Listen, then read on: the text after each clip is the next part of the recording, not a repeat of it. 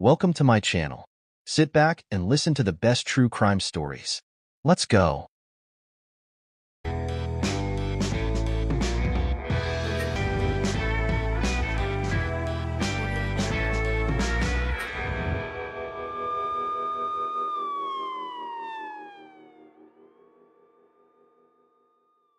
Robert Maudsley is a serial killer of pedophiles and rapists.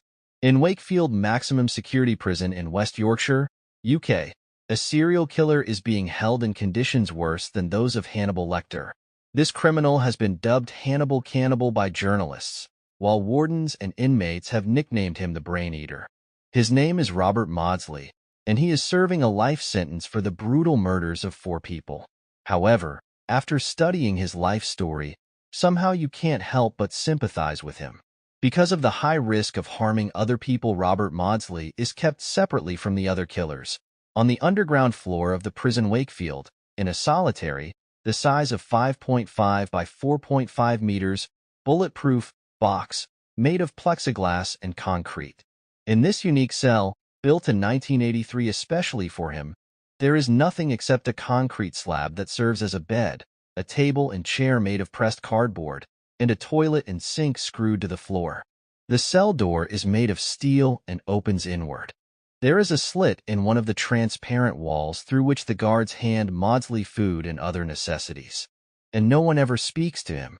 For 1 hour a day, he is allowed to exercise on the exercise area of the prison yard. He does this separately from the other prisoners, under the supervision of 6 armed guards. The serial offender has spent 53 years in prison, most of that time alone.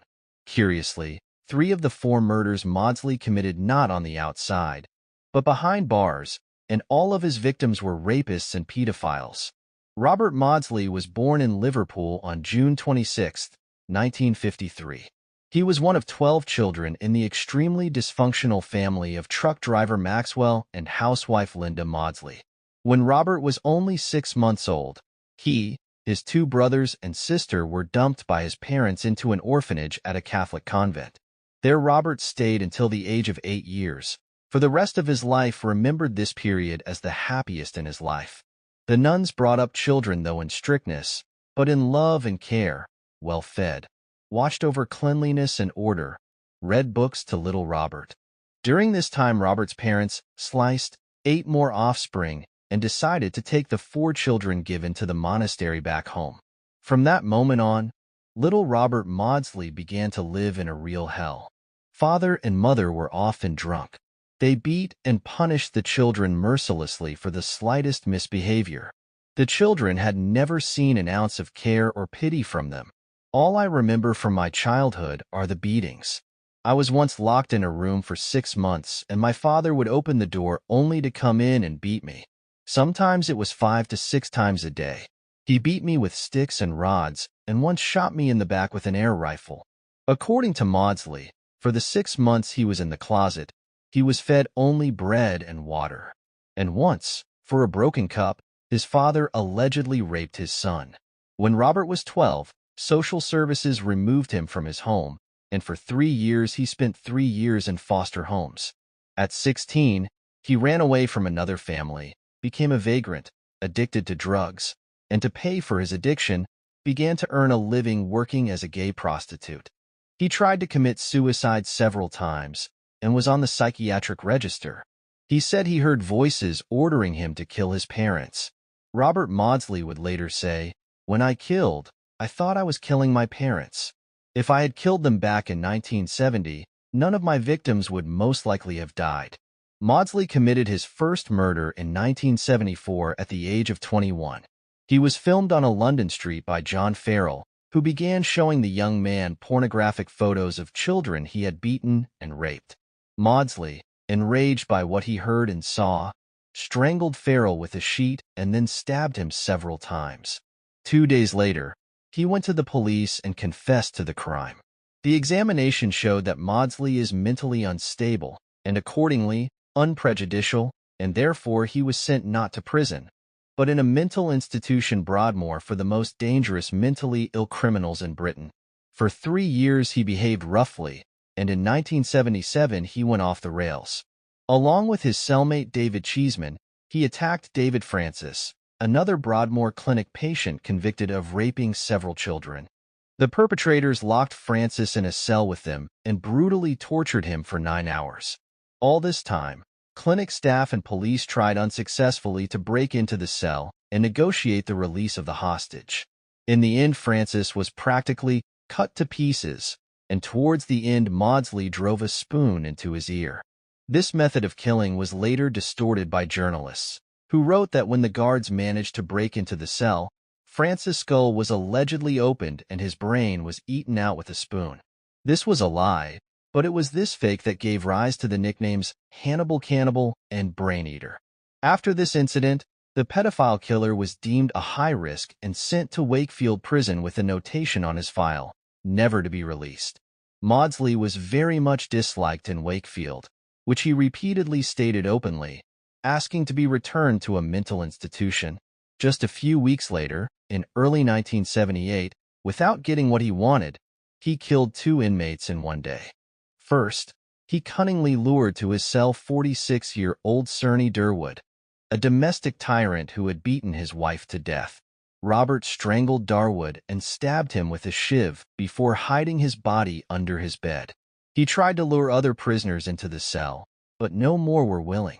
Then Maudsley began to scour the corridors of the prison and caught another pedophile, 56-year-old William Roberts, who was in prison for the rape of a 7-year-old girl. Maudsley smashed Roberts' skull with a shiv and then slammed his head against a wall several times. Afterward, he calmly went to the warden, put the shiv on his desk, and told him that a subsequent roll call would undercount the 2 inmates who were absent for good cause.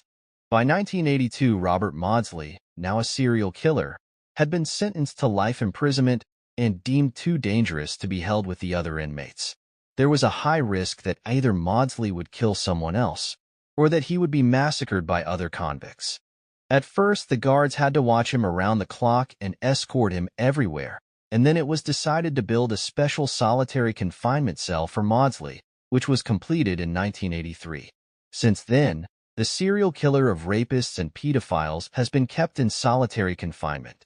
Already in his 50s, he looked like a haggard old man, says he was buried alive, calls himself a martyr, and remembers his abusive childhood with disgust, believing the world abuses him just as his father did.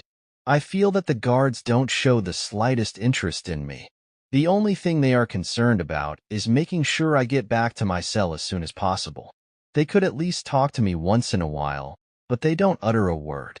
The prison authorities see me as a problem, and their solution is to put me in solitary confinement and throw away the key to it.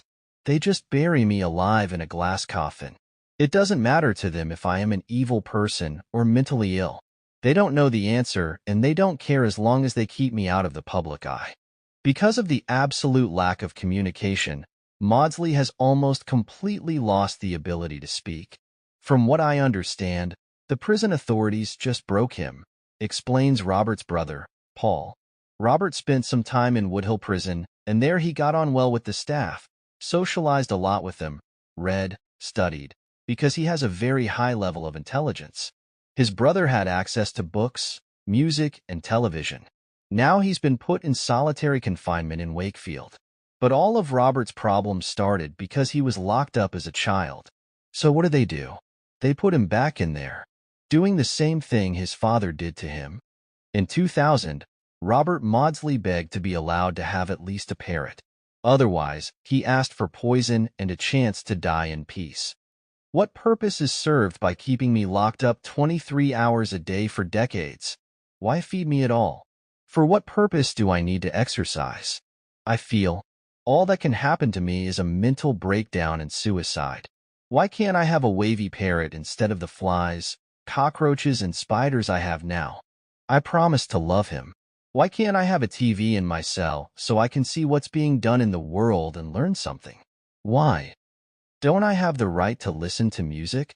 If I am refused, I ask to be given a cyanide capsule, which I will willingly accept, and the problem of peace with Robert John Maudsley will appear to be quickly solved. But he never got any of his requests granted. He is now 68. And it seems to me that Robert Maudsley's life is one of torture. It's impossible to imagine a life as horrible as his.